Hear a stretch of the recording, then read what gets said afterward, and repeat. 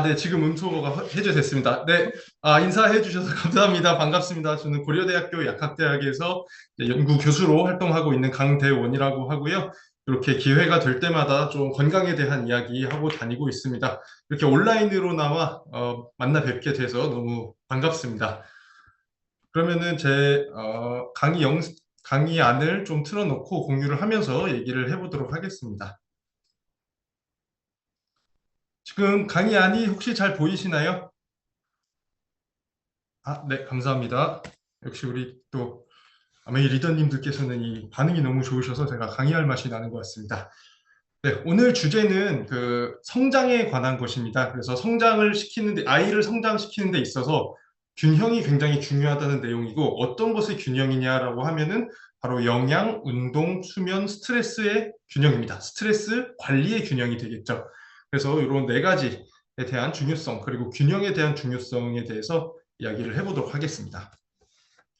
오늘 강의는 우리 부모가 아이를 키울 때 많은 시간과 또 돈도 들고 노력도 들고 그렇습니다. 그래서 이걸 하나의 투자라는 개념으로 비유를 했을 때 우리가 아이를 위해서 어떤 투자를 할 수 있는지에 대해서 살짝 얘기를 하고 그다음에 우리 아이에게 평생 기반으로 만들어줄 것이 어떤 게 있는지 그리고 마지막으로 이 모든 것을 얻는 방법에 대해서 얘기를 해보겠습니다.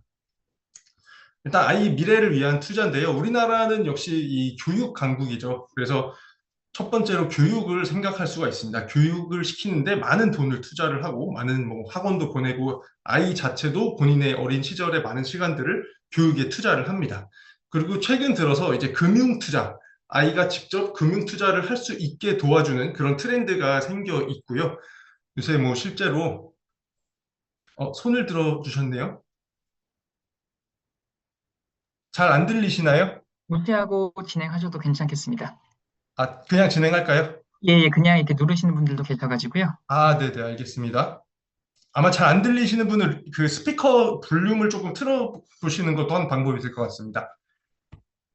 네, 그러면 진행을 하겠습니다. 그래서 아이한테 금융 투자라는 개념이 이제 최근에 좀 많이 핫해지고 있는 개념이고, 반면에 건강이라는 것은 좀 건강에 대한 투자는 하지 않고 있다. 그냥 아프지만 않으면 된다. 이런 좀 어떤 생각들이 팽배해 있는 것 같습니다. 그래서 오늘은 이 세 가지 투자에 대한 좀 비교를 먼저 시작을 해보겠습니다.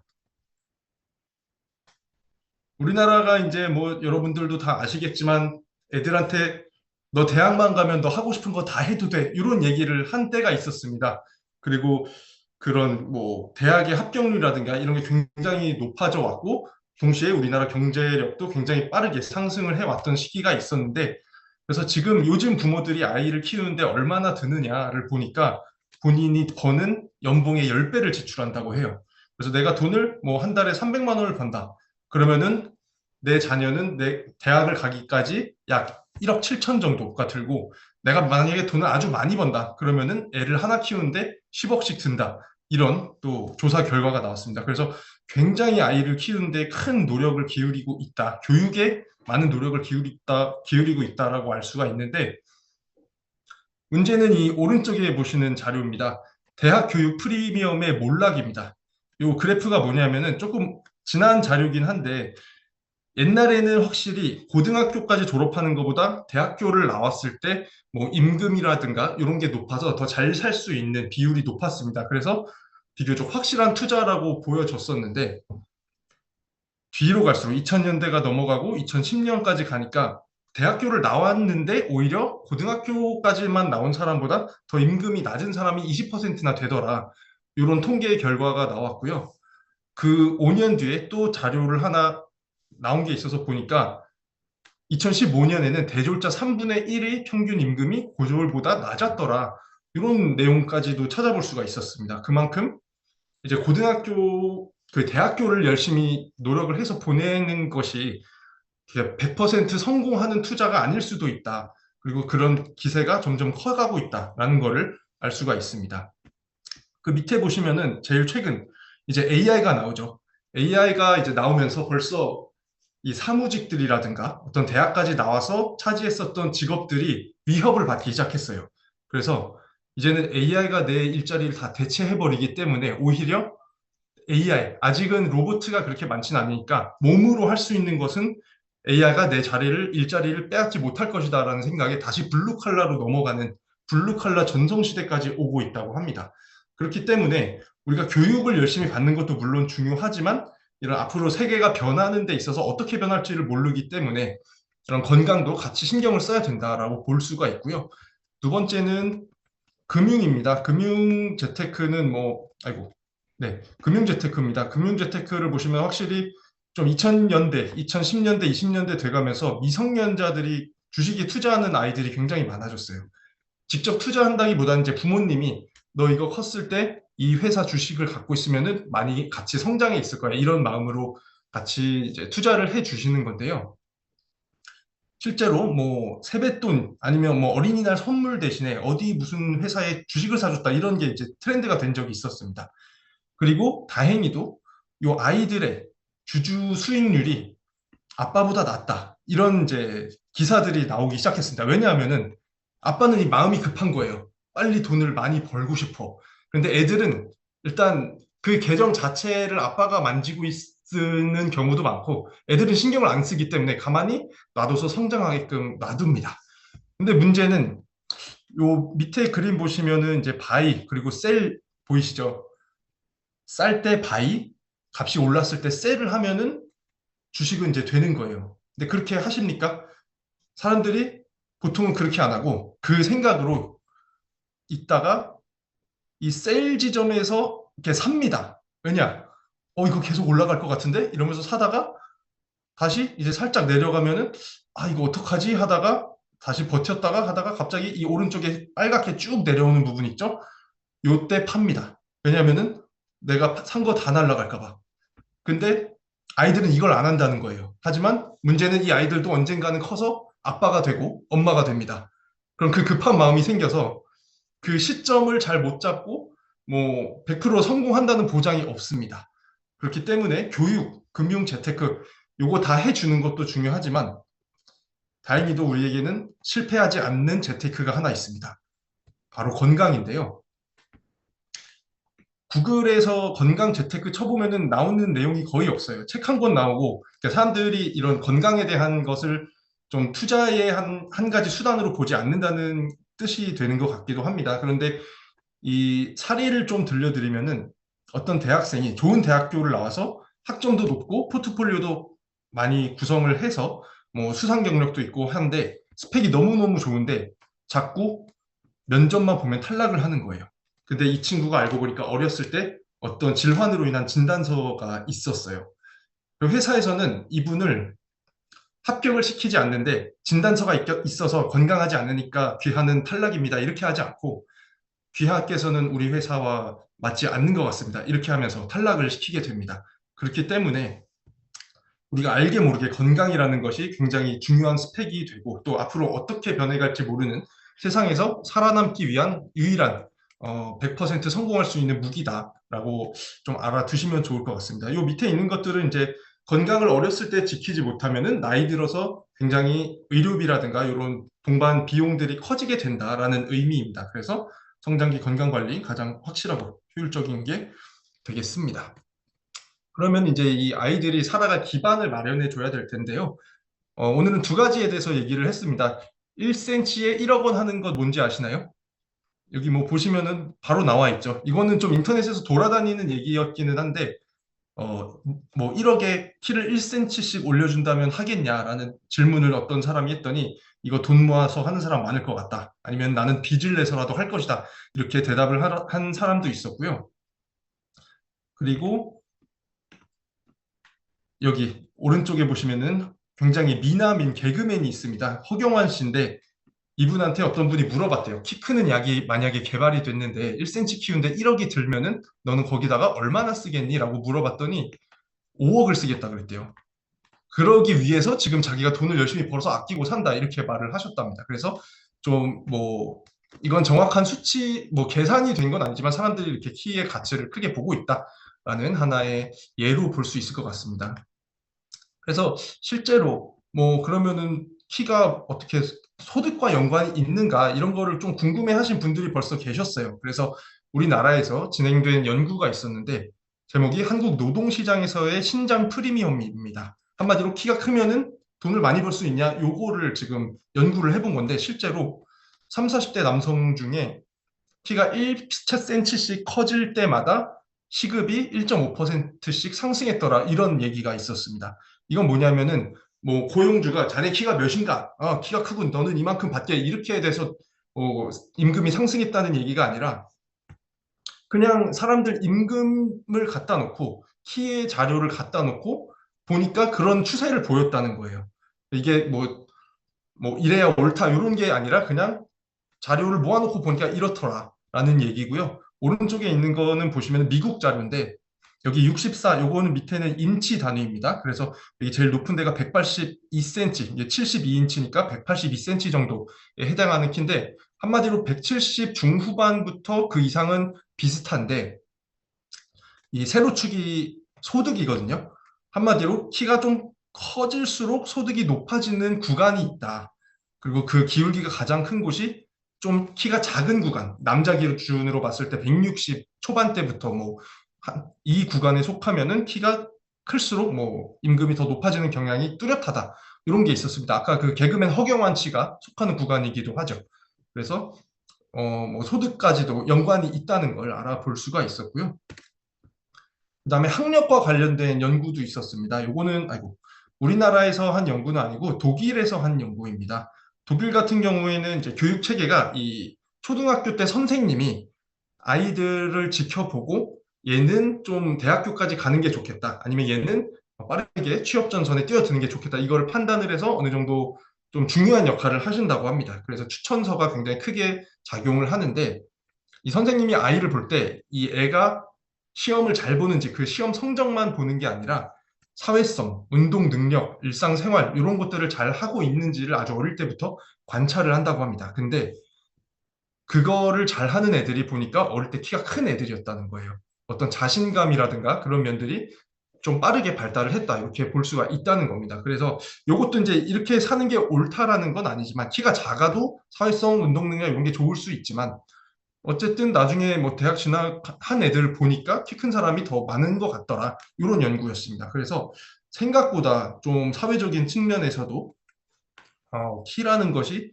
중요하게 좀 작용을 하는구나 이런 거를 볼 수가 있었습니다. 요거는 조금 다른 얘기인데요. 이거는 뭐냐면은 이 9살 정도 된 애들이 1년 동안 성장을 하는데 그때 근육이 많아지고 지방도 이제 성장을 하다 보면 많아질 거라고 생각을 할 수가 있는데 이 밑에 있는 그림은 좀 해석이 어려우니까 같은 내용으로 오른쪽에 있는 그림을 보시겠습니다. 오른쪽 그림에서 요 왼쪽 요 부분은 키가 클수록 근육량이 많아졌는데 반대로 지방량이 많아지면 키가 적게 컸더라. 이런 거를 보여주는 그림입니다. 그래서 이게 지방 우리가 살찌고 나서 키가 큰다, 키로 간다 이런 얘기가 있잖아요. 근데 그것과는 생각보다 반대로 근육이 많이 크는 애들이 키도 잘 큰다. 이런 걸 보여주고 오히려 살이 찌면 지방이 많아지면 키가 덜 큰다. 이런 연구도 있었습니다. 그래서 이제 근육 관리도 키를 성장시키는 데 굉장히 중요하다라고 판단을 해볼 수가 있겠습니다. 그래서 자연스럽게 이제 근육으로 넘어왔습니다. 1kg당 1,500만 원 한다라는 얘기 좀 들어보셨나요? 우리 회원님들? 네, 회원님들 아마 많이 교육을 많이 받으셨으면 언젠가는 한 번쯤 들어보셨을 것 같아요. 이게 좀 유명하신 교수님께서 계산을 해보면서 알려주신 얘기인데, 그러니까 한마디로 근육을 1kg 잃을 때마다 뭐 병원에서 며칠, 요양원에서 며칠 간병비가 얼마 들고 이런 거를 하다 보면은 근육 1kg 손실할 때마다 1,500만 원을 잃는 것 같은 비용 손실이 난다라는 얘기였는데요. 이게 사실은 이제 앞으로 이 간병비라든가 뭐 물가가 워낙 빠르게 상승하고 있기 때문에 우리 아이들이 나중에 성인이 되고 노인이 됐을 때는 훨씬 더 큰 그 액수가 될 것입니다. 그렇기 때문에 근육의 관리를 잘 해주는 게 중요하다라는 취지였고요. 그 다음에 또 재밌는 게 근육이 튼튼한 아이들이 뼈도 튼튼합니다. 이 연구는 뭐냐면은 어릴 때 근력을 조사를 했어요. 손으로 꽉 잡을 수 있는 악력, 그리고 윗몸 일으키기를 잘 하는지 몇 번이나 할 수 있는지를 조사를 해서 이 초등학교 때 근력을 조사를 한 다음에 이 아이들이 성인이 된 15년 뒤에 뼈가 얼마나 튼튼한지를 관찰을 했습니다. 그랬더니 어릴 때 근력이 강하게 나온 애들이 성인이 돼서도 뼈가 튼튼했더라. 이런 거를 보여줬습니다. 그렇기 때문에 근육 관리를 잘 하시는 게 이제 뼈 건강에도 굉장히 중요하다라는 거였고요. 그 다음에 유전자 얘기가 또 나오게 됩니다. 여기서는 뭘 했냐면은 열심히 달리기를 한 사람, 그리고 근육 운동을 한 사람, 그리고 운동을 안 한 사람들을 15년 동안 지켜봤어요.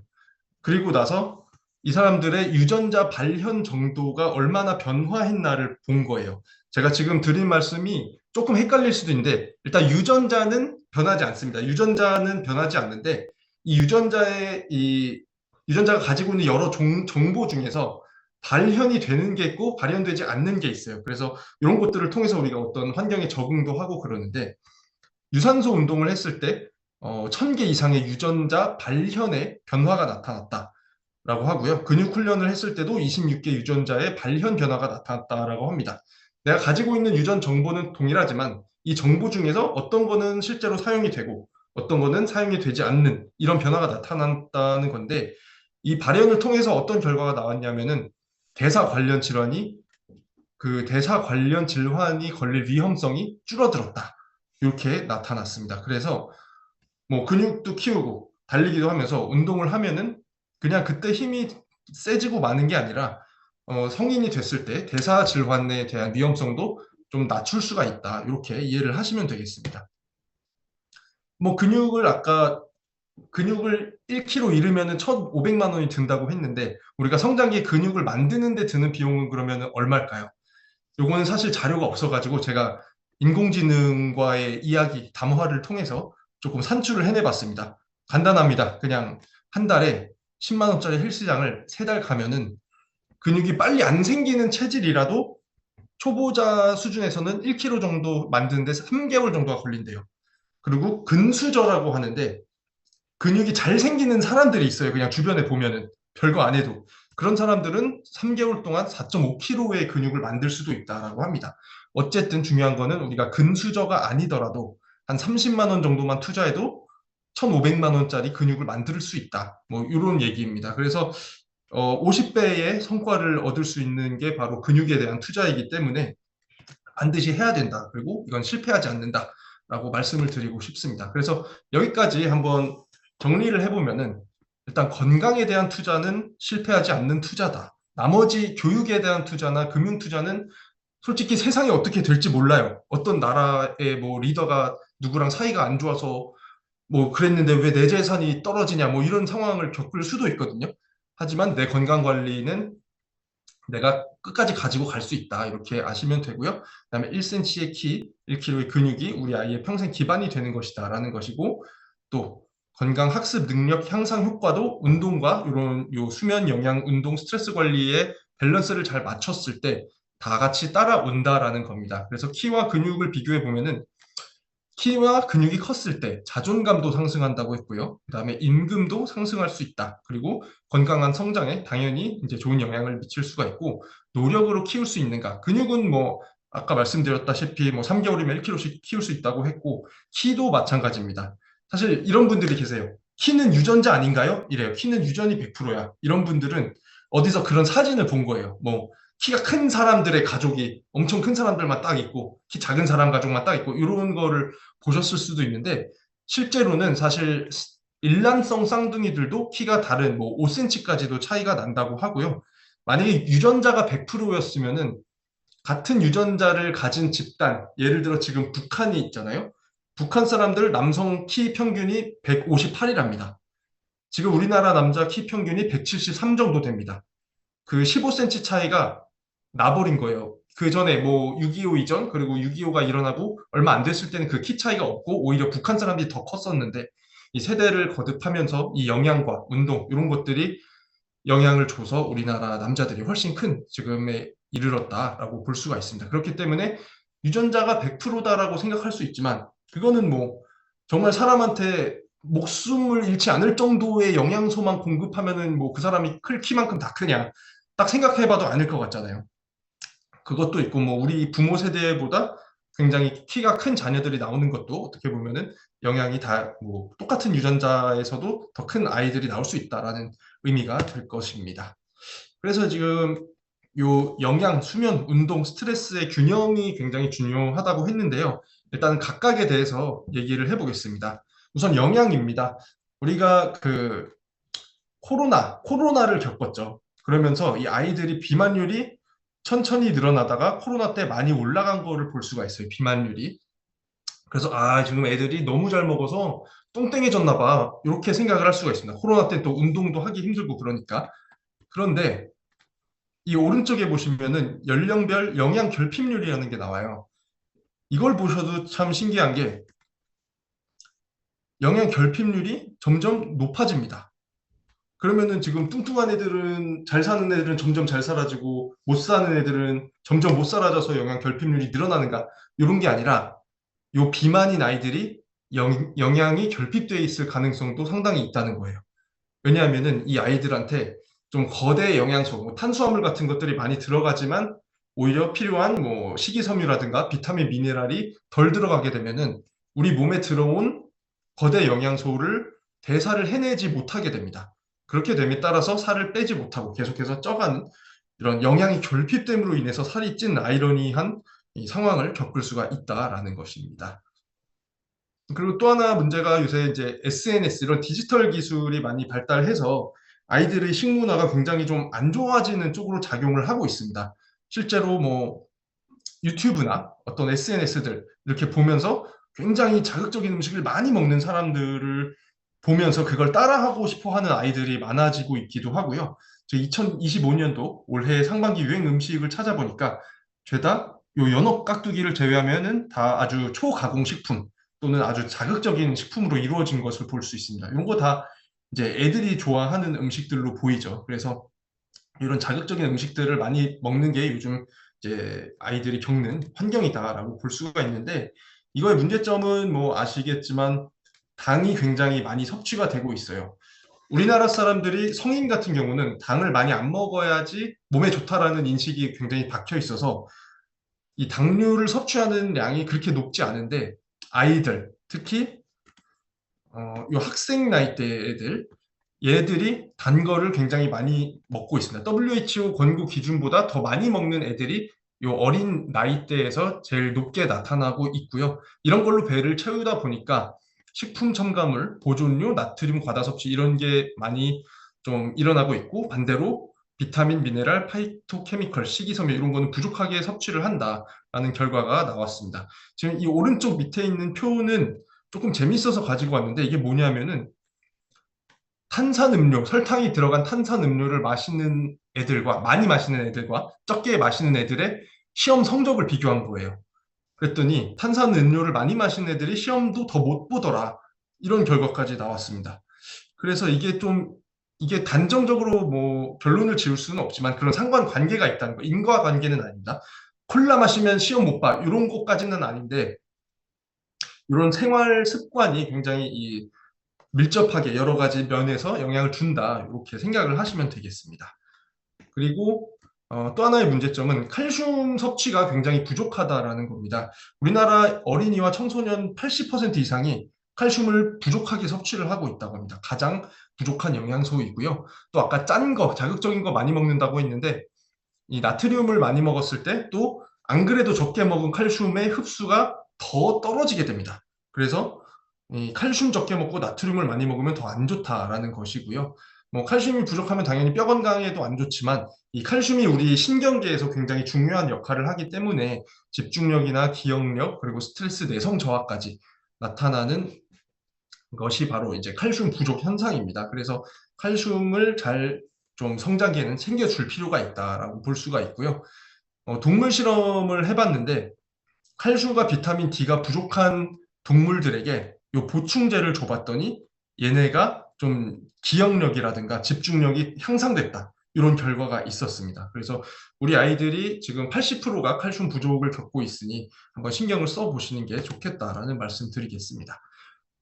그리고 그 다음의 문제점은 바로 식품 첨가물을 많이 먹다 보면은 우리 장내에 있는 마이크로바이옴의 불균형이 온다라는 것입니다. 지금 왼쪽 밑에 사진에 보시면은 이거 뭐 제가 사실 굉장히 좋아하는 음식들이 다 모여 있습니다. 근데 이거를 많이 먹으면은 장내 세균총의 불균형이 오고 장내의 투과성이 커져서 이제 장내를 막아주는 이 세포 사이로 여러 가지 염증 물질이 들어가서 혈관을 타고 막 돌아다니게 된다는 거예요. 그러다 보면은 뇌에까지 도달을 할 수가 있고 뇌에서 여러 가지 뭐 산화적 스트레스를 일으키고 염증을 일으켜서 겉으로는 이제 과잉 행동 장애라든가 불안감, 뭐 인지 기능 저하 이런 현상까지 이렇게 발생할 수 있다라고 하는 것입니다. 그렇기 때문에 최대한 우리가 식품 첨가물이 들어간 초강공 식품을 먹지 않게끔 지도를 해주시는 것이 중요하다고 볼 수가 있고요. 네, 좀 전에 슬라이드에서 보셨다시피 인지 능력에까지 영향을 미친다라는 것입니다. 그래서 실제로 틱장애와 ADHD 진료 인원이 증가 추세에 있다. 그리고 젊은 성인들 같은 경우도 ADHD 진료 인원이 굉장히 많아지고 있습니다. 성인들까지도. 사실 뭐 스마트 기기 때문일 수도 있고 여러 가지가 다 복합적으로 작용을 했기 때문이다라고 볼 수가 있고요. 조금 구체적인 어떤 물질로 말씀을 드리자면 스트레스, 뭐 카페인, 정제당, 감미료 이런 것들이 또 틱을 유발을 하니까 이런 것들을 주의해 주시면 좋겠다. 그리고 얘네들로부터 우리 아이들을 지켜줄 수 있는 게 L테아닌, 비타민 B군, 그리고 비타민 D, 오메가3, 마그네슘, 그리고 운동과 수면 이런 것들이 이제 필요하다라는 것입니다. 오메가3는 이 오메가3를 대사를 해서 좋은 물질들을 만들어 줘요. 누가 대사를 하냐면은 바로 유익균들이 오메가3를 대사를 해주거든요. 그렇기 때문에 프로바이오틱스도 같이 섭취를 해주면은 더 시너지를 얻을 수 있겠다라는 말씀까지 드려봅니다. 그러면은 이제 이런 고민을 하는 분들이 많으시더라고요. 우리 애가 채소랑 과일을 너무 안 먹어요. 이거는 이제 질문에서도 많이 받았고, 저도 사실 아이가 하나 있거든요. 걔가 지금 만 4살이에요. 그래서 채소를 보면은 이거는 먹을 음식이 아니다라고 생각을 해요. 반면에 사탕을 보면은 막 달라고 난리가 납니다. 그래서 저희도 이제 많이 찾아보죠. 음식과 친해지려면 어떻게 해야 되나. 그래서 음식 재료 가지고 여러 가지 뭐 미술 활동도 해보고 텃밭도 어디서 얻어다가 좀 이것저것 심어서 키워보기도 하고 뭐 요리 활동에 참여하는 거 이런 것들이 제일 많이 알려져 있는 그런 아이들에게 채소를 먹일 수 있는 요령이에요. 그래서 이런 것들 아주 어릴 때는 이런 걸 해보시는 거 추천드리고요. 그 다음에 또 이 애들이 중요시하는 것들이 좀 달라요. 그래서 칭찬이 중요한 애들도 있고 공감이 중요한 애들도 있어요. 저희 아이 같은 경우는 공감대를 형성하는 걸 되게 좋아해가지고 제가 맨날 식사를 하기 전에 야채나 뭐 당근이나 오이, 파프리카 이런 거 썰어놓은 걸 그냥 먹습니다. 그걸 먹으면서 아빠 너무 맛있다. 지금 이거 어떡해? 너도 한번 먹어봐. 이러면은 그래? 하고 한 입 깨물고 뱉지만 이렇게 조금씩 이게 커져가는 게 좀 의미가 있다라고 생각을 합니다. 그래서 일단은 좀 주변에 쉽게 구할 수 있도록 해주는 거, 그리고 배고플 때 이게 항상 있다라는 거를 인식을 시켜주는 거, 그리고 내가 애 앞에서 야채를 생으로 많이 먹는 모습을 보여주는 것도 굉장히 중요하다고 생각을 합니다. 그리고 또 같이 이야기하면서 먹는 거, 그리고 오늘 뭐 배웠어? 야채 많이 먹으라고 배우지 않았어? 이런 얘기 하는 거 굉장히 중요하다고 보고요. 이제 좀 큰 애들, 초등학교, 중학교 이런 애들은 이제 또 그들의 나이대에서 중요하게 보는 것들이 있을 거예요. 이거는 이제 애들마다 너무 다르기 때문에 뭐 어떤 정해진 방법이 있다. 뭐 갑자기 이런 뭐 미술 활동을 해보자 이러면 말을 안 들을 수도 있지만 이제 얘네들은 말이 통하니까 이거 많이 먹으면 이렇게 된다. 이런 연구가 있다.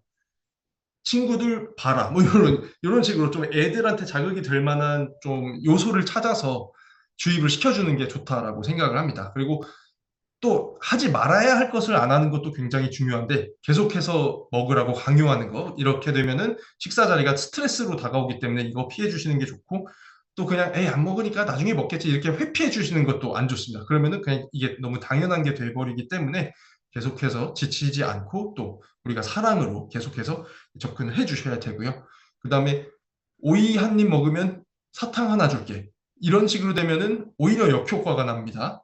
이게 많이 먹으면 안 되는 것을 주는 것이기 때문에 그리고 영상 보여주면서 떠먹여 주는 거 이건 아주 어릴 때 많이들 하시는 방법이기는 한데 이것도 어쩔 수 없을 때가 있어요. 저도 이제 키워봐서 그런 경험을 해봤으니까 아는데 그렇더라도 이제 그 상황이 되기 전까지는 네가 먹어라 뭐 이렇게라도 주시는 게 좋다라고 봅니다. 그래서 좀 구체적인 방법까지 알아봤고요. 그 다음에 사람들이 제일 많이 궁금해할 만한 게 애가 잘 안 먹는데 영양제를 주면은 효과가 있나요? 이걸 거예요.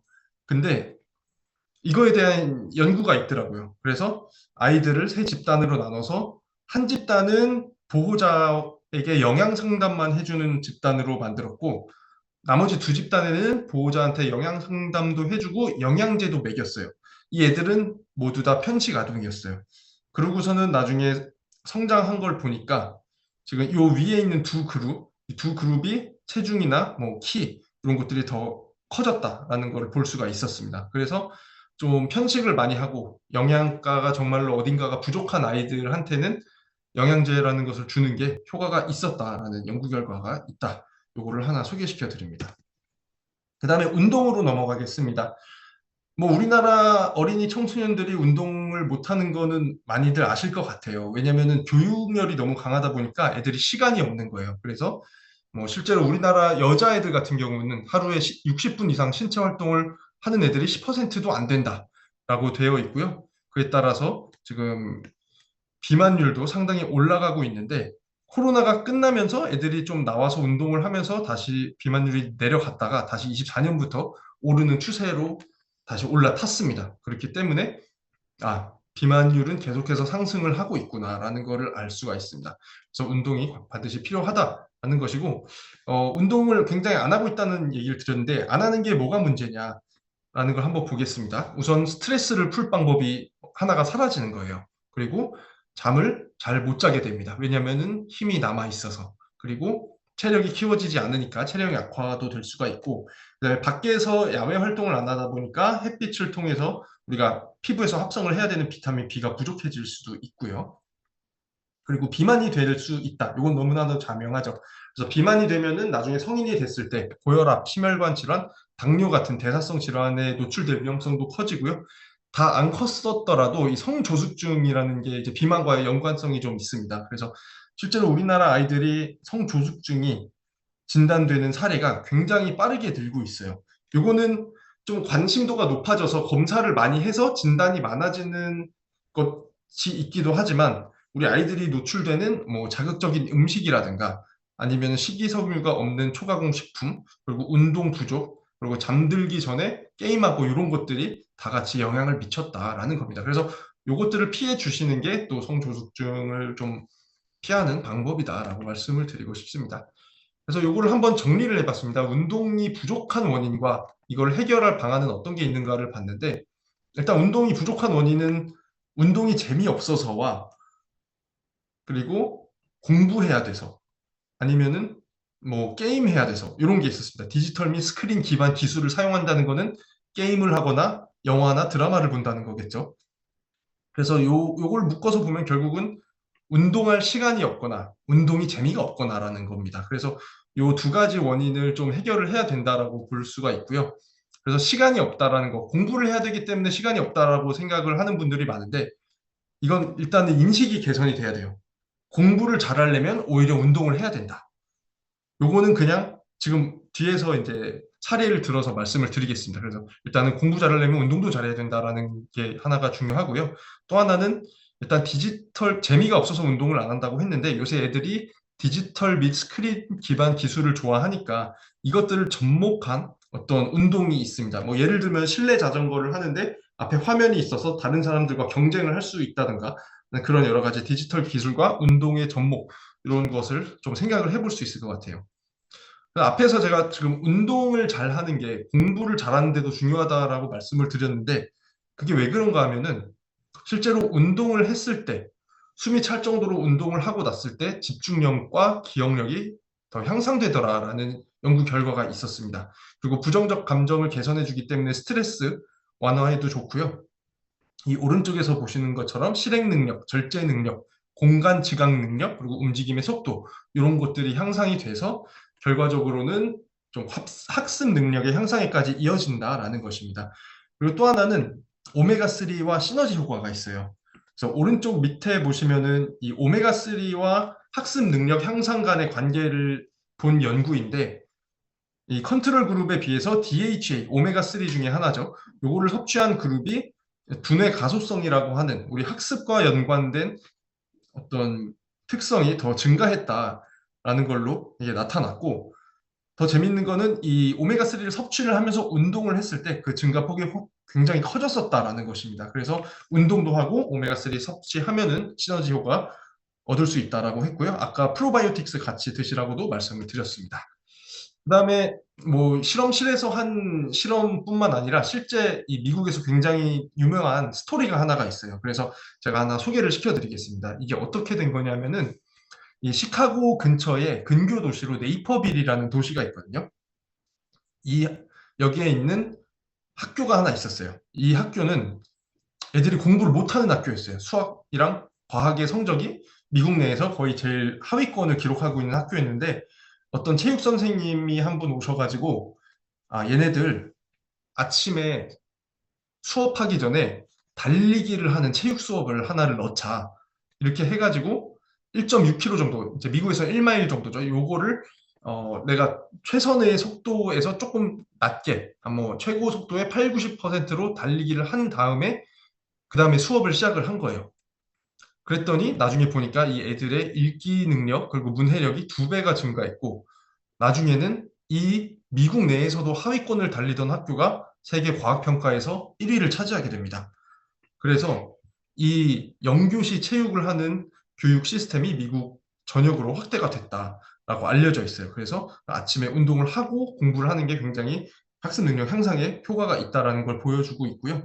여기서 사용을 한 게 바로 이 워치 같은 거를 이용을 해서 내 목표 심박수를 한 150에서 180 정도로 유지되게끔 그 정도의 강도로 운동을 했다는 거예요.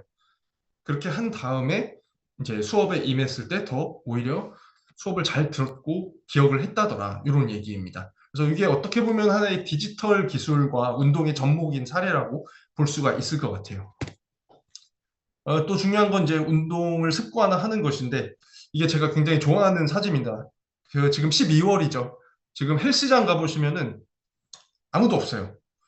근데 1월이 되면은 사람들이 새해 다짐, 뭐 살을 빼야지, 운동해야지, 이런 그 다짐을 하면서 헬스장이 꽉 차게 됩니다. 그러다가 2월이 되니까 다시 사람들이 하나도 없어졌어요. 지금 한 명 있잖아요. 이 사람이 헬스장 관장님이에요. 지금 이 기계가 잘 돌아가고 있나 보고 있는 거다라고 생각이 드는데, 그만큼 우리가 이 습관화를 하는 게 굉장히 어렵다라는 겁니다. 그래서 이게 제 생각에 중요한 게, 뭐 헬스장을 끊고 막 결연한 의지를 다지는 것보다는 실제로 지킬 수 있는 것들, 좀 너무 높지 않은 어떤 목표부터 구체적인 목표를 만들어서 차근차근 해 나가는 것이 굉장히 중요하다. 그리고 성공하는 그 맛을 봐야지 된다라고 생각이 되고요. 그러려면은 이제 시간이나 날씨 또는 장소에 크게 구애받지 않을 수 있는 행동, 그런 운동, 그리고 혼자서도 할 수 있는 거, 그리고 내가 했을 때 어떤 성장을 하는 기록이 보이는 그런 또 운동을 정해서 하는 게 좋겠다라는 것입니다. 뭐 대단한 걸 할 필요도 없이, 뭐 예를 들어 투명 의자처럼 앉아서 몇 초 버티기, 다음 날은 1초씩 더 버티기, 뭐 이런 것도 괜찮은 방법이라고 봅니다. 그리고 이제 어쨌든 우리의 시간이 굉장히 제한이 되어 있으니까 시간 대비 효율적인 운동을 하려면, 이 그림에서 보시면은 이 다리 부분이 굉장히 근육이 크게 차지를 하고 있어요. 그래서 우리는 다리 운동에 조금 더 집중을 해야 된다. 상체는 몸이 멋있어지는데 중요해 보이지만 사실은 우리가 건강하고 또 효율적인 운동을 하는 데는 다리가 중요하다. 이렇게 기억을 하시면 되겠습니다. 그 다음에 수면인데요. 수면, 뭐 우리나라 애들 많이 못 자죠. 또 이것도 역시 교육 때문입니다. 부모님들은 10억씩 쓰고 애들은 6시간씩 자고, 이러는 게 지금 우리나라의 현실이라고 볼 수가 있는데, 확실히 이제 객관적으로 봐도 OECD 평균보다도 훨씬 더 적게 자고, 특히 고등학생 같은 경우에는 하루에 6시간밖에 못 자고 있는데, 이게 집에서 누워서 6시간 자고 또 학교에서 결국은 짬짬이 자게 됩니다. 수업 시간에 막 자고 이래서 결국은 이렇게 굉장히 좋지 않은 생활 습관이 들게 된다라는 것이고요. 그렇게 되면은 이 잠을 좀 깊게 잘 때 성장 호르몬이 피크를 치는데, 이런 기회를 좀 박탈당할 수도 있고, 다음날 학업, 뭐 다음날 생활을 하는데 지장이 될 수도 있고, 뭐 신체 기능이 회복할 시간이 부족하게 될 수도 있습니다. 그러면서 정서적인 문제도 생기고 또 학업 능력도 저하되는 안 좋은 결과를 가지고 오니까, 좀 우리나라 수면 현황도 좀 좋지 않다라는 것입니다. 그리고 뭐 수면을 할 때 특히 첫 번째 깊은 수면 단계에 들었을 때 이 성장 호르몬이 가장 많이 나온다라는 거는 우리 회원님들 많이 알고 계실 것 같아요. 그래서 뭐 10시부터 2시에 성장 호르몬이 많이 나오니까 자야 된다 이러는데 내가 뭐 공부하다가 아니면 바쁜 일이 있어서 2시, 3시에 잔다. 그럼 오늘 나는 성장 호르몬 안 나오는 거냐? 오늘의 성장은 내가 못하는 거냐? 이거는 아닙니다. 2시에 자면은 한 3, 4시쯤 돼서 이 피크가 올라올 수는 있어요. 하지만 이런 생활이 반복될 경우 어차피 다음날 일어나서 학교 가야 되는 시간이 정해져 있잖아요. 그렇기 때문에 늦게 자면은 그만큼 수면을 적게 하게 되는 것이고 다음날 생활에 영향을 받기 때문에 결국은 10시에 자는 생활 습관을 들이는 게 좋다. 이렇게 기억을 해주시면 좋을 것 같고 특히 같은 시간에 자고 일어나는 생활 습관 방학이든 휴일이든 계속해서 똑같이 자고 일어나는 게 제일 이상적이다라고 말씀을 드리고 싶고요. 그리고 수면이 그래서 실제로 키 성장에 을 좀 연관이 있냐, 잘 자는 게 그렇게 중요하냐라는 거를 또 어떤 분들이 궁금해해서 아이들을 데려다가 실험을 해봤습니다. 아주 적게 자는 애들과 9에서 11시간 충분히 수면을 하는 애들이랑 비교를 해봤더니 확실히 여기 노멀이 이제 잘 성장을 한 애들이고 스턴트가 좀 성장이 멈춘 애들 그리고 여기 시비어리 스턴티드 얘네는 키가 아주 작은 애들이에요. 그렇게 봤을 때 수면 부족인 아이들이 아니면 아주 늦게 잔 아이들이 키가 좀 중간에 멈추는 경우나 아니면은 아주 작았던 경우가 더 많았다. 이렇게 나옵니다. 그래서 이게 하나의 근거로 이제 알고 계실 수 있습니다. 이것도 한번 정리를 해봤습니다. 이 수면이 부족한 원인, 크게 뭐 생활 습관, 학업도 있지만 생물학적인 원인이 있을 수도 있어요. 수면 부하가 늦게 걸린다. 요게 무슨 소리냐면은 잠이 안 온다 이거예요. 나는 불면증이 있어. 뭐 잠이 안 와. 불안해서 그런 것 같아. 막 이런 애들 아마 고등학교 때 굉장히 많을 텐데 그거를 좀 해결할 수 있는 방안이 바로 운동하는 거예요. 운동하면 힘들어서 잠이 잘 옵니다. 기본적으로. 그 다른 정말 큰 의학적인 문제가 없다면. 그래서 일단 운동 습관하는 게 중요하고요. 그다음에 멜라토닌이라는 게 잠을 잘 오게 해주는 물질인데 얘네는 견과류나 체리, 뭐 바나나 이런 것들을 섭취를 하시면은 좀 멜라토닌으로 대사가 됩니다. 우리 몸에서. 그렇기 때문에 얘네를 좀 저녁 시간에 섭취를 해주시는 것도 굉장히 좋습니다. 그다음으로 생활 습관, 뭐 밤에 스마트 기기 사용하고 뭐 커피 마시고 이런 애들 요새는 카페에 고등학생들도 꽤 와서 막 뭘 하고 있더라고요. 그래서 조금 놀랬는데 이런 것들이 결국은 또 잠을 못 자게 하는 생활 습관이 되기 때문에 이런 것들을 막아주시고 그다음에 학업과 수면, 공부하느라 잠을 못 잤다. 하지만 사실은 잠을 잘 자야 공부를 잘할 수 있다라는 거 이런 인식 개선이 또 필요하다라고 볼 수가 있고요.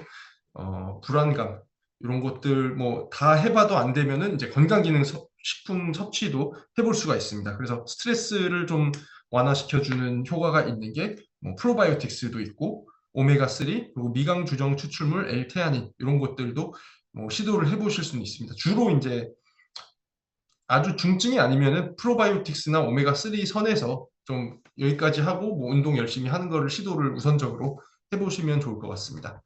그래서 수면 습관을 들이는 요령이 있는데요. 일단 같은 시간에 자고 일어나기, 그리고 자기 전에 어떤 뭐 루틴을 만드는 것, 따뜻하게 뭐 목욕을 한 다음에 책을 좀 읽고 디지털 기기는 어디 정해진 장소에 정해진 시간에 갖다 놓고 이런 것들을 하시는 게 좋고요. 운동도 자기 직전에 임박해서 하면 잠이 깨버려요. 그렇기 때문에 좀 몇 시간 전에 운동을 마치는 습관을 들이시는 게 좋고요. 그다음에 침대 위에서 다른 당연히 하지 마셔야겠죠. 그래서 뭐 10시간 이내에는 카페인 안 마시고 3시간 이내에는 음식을 안 먹고 2시간 이내에는 일을 하지 않고 1시간 이내에는 화면을 보지 않고 이런 방법들이 있습니다. 13-2-1 규칙이 있습니다. 그리고 수면 패턴도 확인을 할 수가 있는데 이런 뭐 워치 같은 거 이런 거를 통해서 내가 잠이 잘 자는 뭐 환경이 어떤 환경인가 이런 것들도 파악해 보시는 게 도움이 됩니다. 그다음에 마지막으로 스트레스입니다. 스트레스. 뭐 우리나라 애들 또 스트레스 많이 받는 거 여러분 잘 아시죠? 이 불쌍한 우리 아이들 학업 스트레스 가장 많이 받는 나라입니다. OECD에서. 그리고 또 학교 생활이 굉장히 만족스럽지 않은 나라가 바로 우리나라입니다. 그리고 어린 아이들도 점점 우울증이 걸려서 우울증으로 병원에 가는 아이들 수가 늘고 있다고 해요. 아이들 자체는 줄어들고 있는데 우울한 애들이 점점 많아진다는 거예요. 그래서 좀 우리나라의 이 교육 대한 경쟁 이런 게 너무 좀 과열돼 있다 이런 생각이 듭니다. 근데 이 스트레스의 문제가 또 뭐냐? 바로 스트레스를 많이 겪다 보면은 성장 호르몬 그리고 성장에 굉장히 중요한 IGF-1이라는 호르몬 인자의 분비가 저해된다는 것이 있고요. 또 근육에 가서는 이 근육이 우리가 먹은 아미노산, 그러니까 단백질을 먹어서 아미노산으로 분해가 됐는데 이거를 근육이 흡수를 해야 되는데 이 흡수를 잘 못하게 됩니다. 또 하나는 이 호르몬, 그러니까 코티솔이라는 게 스트레스 호르몬인데 이것이 뼈가 성장하는 것을 방해하는 역할도 합니다. 그렇기 때문에 성장에도 굉장히 좋지 않다라고 알려져 있고 이것도 일화가 있는데 이 과테말라, 남미에 있는 과테말라라는 나라 아시죠? 여기에 마야인들이 살고 있어요. 이 고대 문명을 자랑했던 마야인들. 그들이 과테말라라는 나라에 살고 있었는데 이 과테말라는 치안이 너무 안 좋아서 그러니까 우리나라는 이제 스트레스를 받는다는 게 이 시험을 못 볼까 봐 스트레스를 받는다. 뭐 등수가 안 나올까 봐 스트레스를 받는다 이건데 이 과테말라에 있는 마야인들은 학교를 갈 때 항상 목숨을 내놓고 다녀야 돼요. 그래서 여기 있는 부자들은 방탄차에 총을 든 가드들이 아이를 경호를 합니다. 근데 그렇지 못한 경우에는 이제 이 목숨을 내놓고 학교를 왔다 갔다 해야 될 스트레스에 노출이 돼 있다는 거예요. 근데 이 아이들의 일부가 미국으로 이민을 갔더니 금방 키가 급성장을 했다는 거예요. 그래서 이 연구를 지켜본 사람이 이 만성 스트레스가 아이들의 성장을 크게 막는다. 요거를 이제 입증을 해낸 사례라고 얘기를 하고 있습니다. 그래서 스트레스도 굉장히 중요한데 관리 방안이 뭐 여러 가지가 있습니다. 물론 이제 아이들마다 스트레스를 받는 그 환경이나 이유가 다르고 그렇기 때문에 스트레스를 푸는 방법도 다를 수밖에 없지만 그래도 대체적으로 많은 사람들이 스트레스를 좀 건전하게 풀 수 있는 방법이 바로 운동, 그리고 적절한 수면, 그리고 명상, 여가, 그리고 뭐 여가 중에서도 특히 독서가 스트레스를 해소하는 데 가장 좋다라는 연구가 또 있더라고요. 요거는 이제 독서를 하면서 내가 어떤 상상을 나래를 펼치는 게 좀 스트레스로부터 멀리 할 수 있는 방법이 된다. 그래서 음악 감상, 뭐 산책, 커피는 이제 아이들이니까 뺀다고 치더라도 산책, 음악 감상, 독서 다 좋지만 독서가 특히 좋았다. 비디오 게임도 스트레스를 풀기 위해서 하기는 하는데 이거를 하면 오히려 심박수가 올라갈 수도 있다고 합니다. 요새 특히 온라인 게임을 많이 하잖아요. 그러면 다른 사람들과 경쟁을 하게 되고 그러다 보면 또 뭐 어떤 다툼이 생길 수도 이렇게 되면서 오히려 스트레스가 더 생기는 경우도 있고 어쨌든 비디오 게임을 하면은 심박수가 오르기도 하더라 이런 결과까지 있었습니다. 그래서 강력하게 추천할 수 있는 거는 독서, 뭐 음악 감상, 산책, 영화 감상 이런 것도 굉장히 좋다고 보고요. 그다음에 요것들이 다 공통적으로 이 코티솔이라는 스트레스 호르몬 수치를 감소시키고 다른 그 엔돌핀이라든가 세로토닌, 도파민 좀 행복감을 느낄 수 있게 하는 그런 물질들이 분비가 되게 해더라 이렇게 알려져 있습니다. 피해야 할 것을 피하는 게 굉장히 또 중요합니다. 스트레스를 먹는 걸로 푸는 사람들이 있는데 이 먹으면은 또 살찌고 살찌면 성조숙증, 비만 뭐 이런 굴레가 아까 제가 소개를 시켜드린 게 있었죠. 그래서 좀 과식을 하는 거 피하시고 운동도 내가 스트레스가 아주 심했으니까 오늘은 운동을 아주 많이 할 거야 이렇게 하시면 안 됩니다. 이것도 이제 회복할 에너지까지 다 써버리게 되기 때문에 그렇다라는 것이고요. 그다음에 과도한 카페인을 섭취하는 거, 이것도 이제 잠을 좀 방해를 할 수가 있기 때문에 네, 이것도 피해 주시는 게 좋겠습니다. 그래서 여기까지 한 거를 좀 정리를 해보겠습니다. 요 네 개를 다 골고루 균형 잡아서 해야지 아이가 잘 성장을 하는 것이지 하나만 집중을 하면은 안 돼요. 영양에만 집중을 하고 수면, 운동 다 필요 없다. 이렇게 하면은 애가 클 수가 없고 영양에다가 뭐 잠만 많이 잔다고 키가 쭉쭉 크면은 애는 공부는 언제 할 거야? 운동은 언제? 이런 문제가 생기고 운동을 많이 하면은 좋지만 또 운동하고 공부도 해야지 성적도 나오고 뭐 잠도 자고 잘 먹는 것도 해야 되기 때문에 뭐 하나만 뭐 집중을 해서 이렇게 하는 것보다는 네 가지 다 균형을 잡아서 애가 좀 커갈 수 있게 도와주시는 것이 굉장히 중요하고요. 뭐 영양은 당연히 성장하는데 재료로서 작용을 하고 뭐 비만이 되고 뭐 영양 결핍률이 급증을 하니까 결국은 미네랄, 뭐 비타민, 단백질, 식이섬유 요것들이 좀 아이들에게 부족한 것이다라는 것이고 그다음에 항상 영양 상태를 확인해 줄 수 있는 그런 뭐 프로그램이 있다면 뭐 참여를 해 주시는 것도 굉장히 도움이 될 것이고요. 그다음에 수면 같은 경우는 이제 성장 호르몬에 있어서 굉장히 중요하다고 말씀을 드렸습니다. 근데 우리나라 아이들은 많이 못 자고 있으니까 좀 잘 정해진 시간 안에 숙면을 취할 수 있도록 해주시는 것. 그리고 잠이 잘 안 온다라고 하는 아이들은 운동을 습관화해 주시는 게 중요하고요. 그다음에 운동 같은 경우는 뭐 근육도 커지고 뼈도 커지고 학습 능력도 향상이 되기 때문에 굉장히 중요하다라고 했는데 우리나라 애들은 운동을 너무 안 하고 있다. 비만율도 그래서 상승하고 있다라고 했습니다. 그래서 이걸 해결하기 위해서는 운동을 습관화하는 것, 그리고 뭐 좀 디지털 기기를 너무 좋아하는 아이들 같은 경우는 디지털 기기를 이용해서 오히려 더 운동을 잘 할 수 있도록 자극을 주는 그런 뭐 프로그램을 사용을 해본다든가 그런 기기를 좀 같이 이용을 해보는 것도 좋을 것 같고요. 운동을 하는데도 단백질뿐만 아니라 뭐 프로바이오틱스, 비타민 B, 오메가3 이런 것들이 도움이 많이 됩니다. 비타민 B 같은 경우는 이제 에너지 대사에 굉장히 중요하기 때문에 운동 성능을, 그러니까 운동을 많이 할 수 있게끔 하려면은 비타민 B가 잘 공급이 되어야 합니다. 그리고 항상 체지방률, 그리고 뼈 나이 체크나 뭐 자세 관리 이런 것들도 신경을 써주셔야 돼요. 자세만 잘 관리를 해도 내 숨은 키에 한 2cm 정도는 찾을 수가 있습니다. 이거는 성장판이 닫힌 뒤라도 이제 자세의 문제이기 때문에 자세 관리해 주시는 거 굉장히 중요하고요. 지금 몇몇 우리 리더님들께서도 갑자기 자세 관리 얘기하니까 이렇게 허리를 딱 펴는 분들이 계신데 이렇게 좀 굉장히 바람직한 반응이라고 생각이 됩니다. 마지막으로 이제 스트레스. 아까 스트레스 많이 받아서 마야인들이 키가 못 큰다는 얘기 드렸었죠. 그리고 스트레스를 가지고 있으면은 일단 공부도 안 돼요. 공부도 안 되고 뭐 잠도 안 오고 밥맛도 없고 이렇기 때문에 그 아이들이 그 스트레스를 얻는 환경, 이유 이런 걸 잘 파악을 하시고 그것들을 잘 풀어낼 수 있는 방법들도 뭐 익히시는 게 좋고 대표적으로는 운동, 독서, 명상 이런 것들이 있었습니다. 게임은 그렇게 크게 도움은 되지 않았다라고 하고요. 그리고 또 스트레스 호르몬 완화에 도움이 되는 게 바로 또 프로바이오틱스, 오메가3 이런 것들 있었습니다. 그래서 여기까지가 이제 제가 강의를 위해서 정리한 내용들이었습니다. 그래서 우리 리더님들한테 많이 도움이 됐기를 바라는 마음에 좀 잘 들어주시고 또 열심히 경청을 해주신 분들이 너무 많아서 너무 감사드리고요. 그다음에 사전에 저희가 질문을 조금 취합을 해온 게 있습니다. 굉장히 많은 질문을 해주셨는데 제가 몇 개를 선별을 해야 되는 상황이었어요. 근데 제가 질문을 선별할 때는 너무 개인적인 질문, 우리 아이가 어떤 걸 겪고 있었는데 지금 몇 살인데 이런 거는 좀 답해드리기가 어렵거든요. 왜냐하면 그 아이의 상태를 파악하기도 어렵고, 뭐 의사 선생님들처럼 이렇게 진단을 할 수 있는 것도 아니어서 조금 오늘 강의와 관련이 많은 부분들에 대해서 좀 정리를 해봤습니다.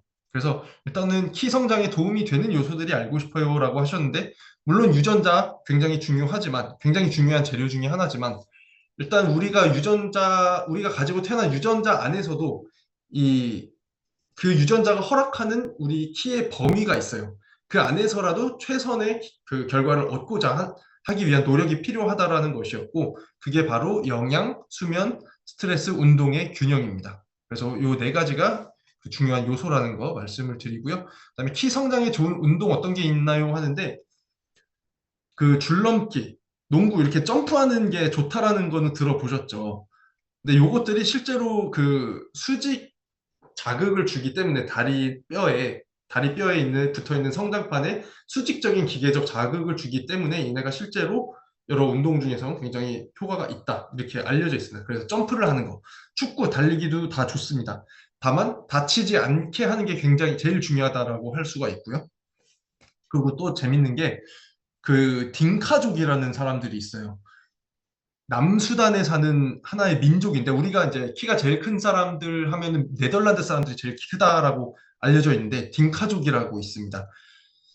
민족으로 따졌을 때 그래서 뭐 유튜브나 이런 데 찾아보시면은 뭐 여자 키 평균이 180이다 이런 사람들이에요.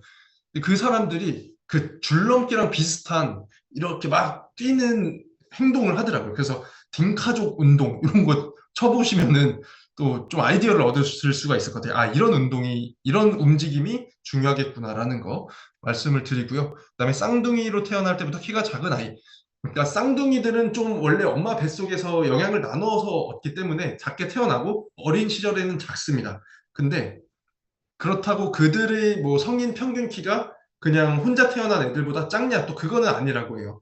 그렇기 때문에 너무 걱정하실 필요 없고 좀 어릴 때만 작아 보이는 것 뿐이니까 그냥 결국은 신경 써주셔야 되는 거는 오늘 말씀드린 네 가지의 균형, 영양, 수면, 성장, 영양, 수면, 운동, 스트레스 관리 이 균형을 잘 잡아주시는 게 좋고요. 성장 호르몬에 대해서도 아마 관심이 굉장히 많으실 것 같아요. 아마 우리나라에서 가장 오남용되는 약이라고 생각이 됩니다. 불과 한 2, 3주 전에 제가 어떤 학회를 갔다 왔는데 여기서 한 분이 발표하신 연구가 뭐였냐면은 이 성장 호르몬이 정말 그 효능이 있는가. 근데 여기서 효능이 있냐라는 대상이 일단 성장 호르몬이 분명히 도움이 되는 애들이 있어요. 얘네는 뭐냐? 성장 호르몬이 정말 안 나오는 애들. 정말 의학적인 근거가 있어서 맞아야만 하는 애들. 그 기준에 부합하는 애들은 도움이 된다라고 하는데 그렇지 않고 그냥 우리 애가 조금 작아서 한 170, 한 3 정도 되는데 180까지 키우고 싶어요. 이런 그냥 특별한 이유 없이 맞추는 경우 요런 게 사실 궁금한 거잖아요. 근데 그 발표를 해주셨던 분이 2200개 정도의 논문들을 다 검토를 해봤대요. 근데 이거에 대해서 그렇다라고 한 결론이 난 연구가 없다는 겁니다. 물론 우리가 무작위 임상을 해봐서 성장 호르몬이 도움이 되지 않는다라는 결론이 난 그런 연구도 못 찾았고 있다고 한 연구도 못 찾은 거예요. 근데 이게 좀 알아두시면 좋을 것은 어떤 그 약품 같은 거에 대해서 연구를 해서 효과가 없는 결과가 나오면은 그 효과가 없는 결과가 이제 우리 약은 효과 없어요 하면서 논문을 내는 경우가 잘 없습니다. 그래서 요거는 이제 좀 기억을 해 주시면 좋을 것 같아요. 그래서 좀 근거가 없다 아직까지도 그런 얘기고요. 그 다음에 늦은 시간에 자면 키 성장에 얼마나 영향을 줄까요? 요거는 아까 말씀드렸다시피 뭐 너무 늦은 시간에 자서 깊은 잠에 빠질 시간도 없이 일어나서 다음날 일과 생활을 해야 된다. 이러면 정말 키에 안 좋은 영향을 주는 것이고 뭐 가끔 가다가 뭐 내가 바쁜 뭐 데드라인 같은 게 있다. 중요한 시험이 있다. 이래서 가끔 뭐 하루 이틀 좀 늦게 자는 거는 크게 상관은 없다. 이렇게. 하지만 평소에 좀 일찍 많이 충분히 자는 게 중요하다라는 것이고요. 그다음에 비만 자녀 건강 관리와 그 밑에 고기, 초과고급 식품만 먹는 아이 얘기는 아까 그걸로 좀 대체를 하면 될 것 같아요. 그 야채 잘 먹이는 방법. 일단은 내가 그 아이 앞에서 많이 먹고 있어야 된다. 야채를. 집에 항상 야채나 뭐 당근 이런 것들을 언제든지 꺼내 먹을 수 있게 풍족하게 구비를 해놔야 된다. 제가 요즘 하는 거는 그냥 밥 먹기 전에 냉장고에서 토마토나 당근을 하나씩 먹어요. 이게 또 성인들한테는 당 조절하는 데 굉장히 좋다고 하잖아요. 그래서 그냥 언제든지 먹을 수 있게 장을 보면은 당근이랑 오이 같은 걸 깎아서 냉장고에 넣어놔요. 그리고 밥 먹기 전에 먹으면서 이걸 굳이 애 앞에서 먹어요. 이거 봐라, 아빠 이거 당근 먹는다, 맛있겠지? 이렇게 하면서 먹는데 이런 것들이 조금 도움이 되지 않을까 이렇게 말씀을 드려봅니다.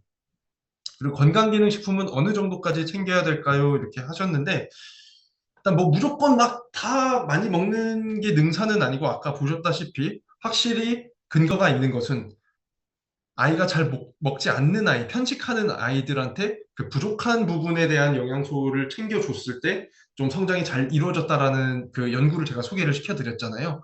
그만큼 우리 애가 잘 먹는 게 뭔지, 그리고 어떤 영양소가 부족할지 요거를 잘 파악하시는 게 중요할 것 같아요. 그리고 거기서 부족할 만한 거를 챙겨주시는 게 이제 가장 중요하고, 그냥 맘 편하고 싶으시면 이제 기본적으로 종합 비타민이라든가 이런 거, 그리고 오메가3, 프로바이오틱스 이 정도는 뭐 깔고 가시는 것도 괜찮을 것 같습니다.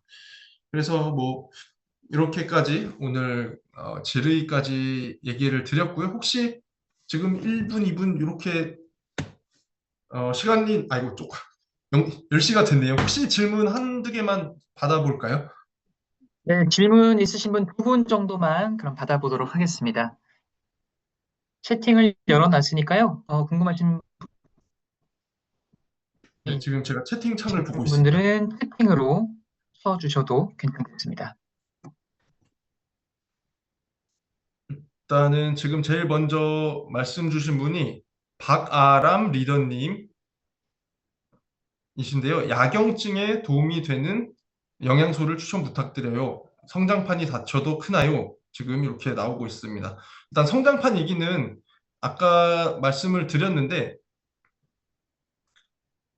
성장판 같은 경우에는 이 다친 데가 좀 시기가 달라요. 그래서 뭐 손을 보고 손에 엑스레이를 찍어서 성장판이 다쳤습니다. 이렇게 하더라도 아직 어디 척추라든가 이런 데는 조금 더 클 수가 있습니다. 그래서 딱 성장판이 뭐 동시에 딱 다 다치고 키가 딱 멈추는 게 아니라 조금 더 클 수 있다는 거, 그 사이에 그런 게 있고, 그 다음에 아까 말씀드렸다시피 스트레칭을 통해서 좀 숨은 키를 찾을 수 있다. 이런 말씀들 드렸고요. 지금 질문이 갑자기 굉장히 많이 올라오고 마지막 있는데, 한 분만 더 네네. 답변 주시면 될 것 같습니다. 그리고 뭐 야경증 같은 경우에는 뭐 비타민 A가 가장 도움이 된다라고 얘기가 되고 있습니다. 비타민 A를 너무 많이 먹으면 또 안 되는 거 아닌가요? 이렇게 생각하시는 분들도 계신데, 만약에 영양제를 통해서 너무 많은 비타민 A를 드시는 거는 안 좋은데, 좀 당근같이 좀 자연에 있는 비타민 A를 많이 드시는 거는 우리 몸이 그걸 구분을 해낼 수가 있어요. 아, 이거는 너무 많이 먹어도 뭐 내 몸에서 안 쓸 수 있어. 이렇게 되는데, 영양제인 비타민 A는 좀 문제가 될 수 있습니다. 장기간 고용량으로 복용하시면. 그래서 그렇게 말씀을 드리고요. 그다음에 아이클탐 요것도 이제 아마 이게 키가 커지는 영양제다 뭐 이렇게 유명하긴 할 텐데, 결국은 이것도 우리 아이가 잘 안 먹는 미량 영양소를 보충해 준다라는 데서 의미를 찾을 수는 있을 것 같아요. 왜냐면은 이것도 결국은 임상 시험이 없는 뭐 건기식이잖아요. 그래서 제가 이렇게 단정적으로 말씀을 드리기는 어려울 것 같습니다. 그리고 성장 호르몬 부작용에 대한 연구 결과는 일단은 제일 흔한 거는 좀 주사 부위의 뭐 통증이라든가 근육통 이런 것들이 많이 있습니다. 그리고 위장관계의 질환들. 그래서 뭐 성장 호르몬을 맞으면은 성격이 이상해져요. 뭐 조숙증이 와요. 이런 것까지는 아니고 뭐 그냥 일반적으로 흔한 주사에 의한 뭐 통증 이런 것들이 있겠습니다. 조숙증 주사 맞는 아이에게 도움되는 영양소가 따로 있진 않습니다. 그냥 부족하지 않게 균형을 잘 잡아서 드시는 거 이렇게 말씀을 드리겠습니다. 아메이 키즈로도 충분한가요? 네, 요것들 근데 아메이 키즈로만 키우지 마시고 일단은 자연 식품들 우리 엄마의 또 정성이 들어간 그런 사랑과 정성으로 좀 키워주시면 좋을 것 같습니다. 네, 초등 여아도 제가 좀 다 할 욕심이 자꾸 생기는데 건기식이 좀 먹을 수 있는 그 건기식들이 있어요. 그래서 요거는 아이들을 위해서 만들어진 건기식들이 있으니까 그것들 알아보시면 좋을 것 같고요. 스테비아 토마토 수시로 먹어도 될까요? 요거는 이제 스테비아는 혈당을 올리지는 않지만 너무 단맛에 익숙해져서 또 단 거를 찾게 되는 습관이 될 수도 있다고 하기도 하고요. 이게 설탕이 아니지만 또 몸이 인슐린이 반응을 할 수도 있다고 해요. 그래서 뭐 가급적이면은 그냥 너무 달지 않은 토마토 맛도 좀 좋아할 수 있게끔 지도를 해주시는 게 제일 뭐 이상적이다 이렇게 말씀을 해드리겠습니다. 그래서 3학년 생리는 네 요거까지는 제가 어려울 것 같아요. IGF-1 영양소 직접 먹는 게 좋을까요? IGF-1은 우리가 뭐 먹으면 이게 단백질의 형태라서 몸에서 좀 분해가 될 거예요. 그래서 그것보다는 우리 애가 이렇게 성장 호르몬이 잘 나와서 IGF-1으로 전환이 될 수 있게끔 이렇게 해주는 게 더 좋다라고 말씀을 드리겠습니다. 네, 그리고 오늘 시간이 조금 오버가 돼서 오버된 관계로 여기까지 하도록 하겠습니다. 너무 경청해 주셔서 감사합니다. 네, 감사합니다. 네, 오늘 정말 우리 아이들의 성장에 필요한 좋은 지식들, 재밌는 지식들부터 마지막에 진짜 질문을 제가 두 분만 말씀드렸는데도 정말 끝까지 다 답변까지 해주신 강대원 교수님께 다시 한번 좀 큰 박수 한번 부탁드리도록 하겠습니다. 네, 늦은 감사합니다. 시간까지 열심히 교육해주신 강대원 교수님 감사하다는 말씀 전하겠고요. 또 우리 리더님들도 늦은 시간까지 교육 듣느라 고생 많으셨습니다. 편안한 밤 되시고 나중에 또 좋은 강의로 찾아뵙도록 하겠습니다. 고생하셨습니다. 고생하셨습니다. 새해 복 많이 받으십시오. 새해 복 많이 받으세요. 네.